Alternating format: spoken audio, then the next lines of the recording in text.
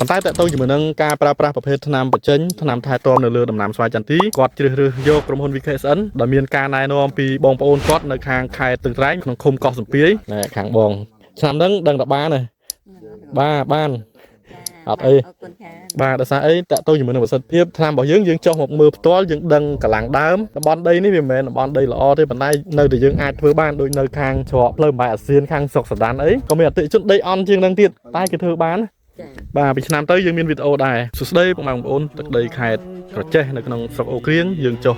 មកមើលផ្ទាល់តកតងជាមួយនឹងចំការរបស់អតិថិជនយើងគាត់ចាប់ផ្ដើមម៉ៅចន្ទីធ្វើឆ្នាំទី1ដោយសារតកតងជាមួយនឹងការម៉ៅតម្លៃដូចរៀងធូរគួរសមដែរអញ្ចឹងគាត់សម្រេចចិត្តម៉ៅទៅដីចំនួន15ហិកតាប៉ុន្តែតកតងជាមួយនឹងការប្រើប្រាស់ប្រភេទថ្នាំបញ្ចេញថ្នាំថែទាំនៅលើដំណាំស្វាយចន្ទីគាត់ជ្រើសរើសយកក្រុមហ៊ុន VKSN ដែលមានការណែនាំពីបងប្អូនគាត់នៅខាងខេត្តទឹកត្រែងក្នុងឃុំកោះសំពាយនៅក្នុងស្រុកសៀមបូកឥឡូវហ្នឹងគាត់ក៏បានសម្រេចចិត្តប្រើផលិតផលរបស់ក្រុមហ៊ុន VKSN ដែរក្រុមការងារបច្ចេកទេសយើងបានចុះមកដល់ទឹកដីខេត្តក្រចេះណែខាងបងឆ្នាំហ្នឹងដឹងតែបានទេ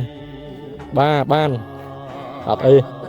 បាទដោយសារអីតើតើជាមួយនឹងប្រសិទ្ធភាពថ្នាំរបស់យើងចុះមកមើលផ្ទាល់យើងដឹងកម្លាំងដើម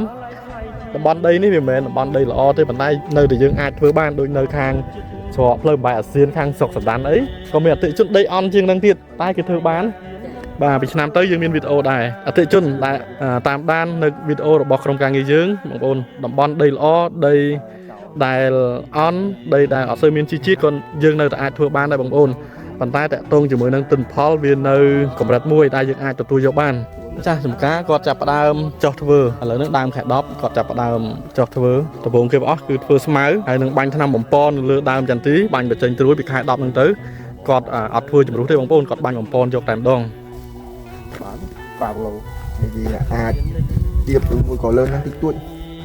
ភាសាដើមវានៅកម្រិតនេះឡើយវាអត់អាចភាសាស្មៅនៅអប់ចំទីកំពុងហ្នឹងកាលណានៅព្រៃទៅខាងគឺអប់វាទៅតាមចំណៃស៊ីអស់អញ្ចឹងអ្វីដែលយើងខែទៅវាត្រូវបានចាំបានទៅ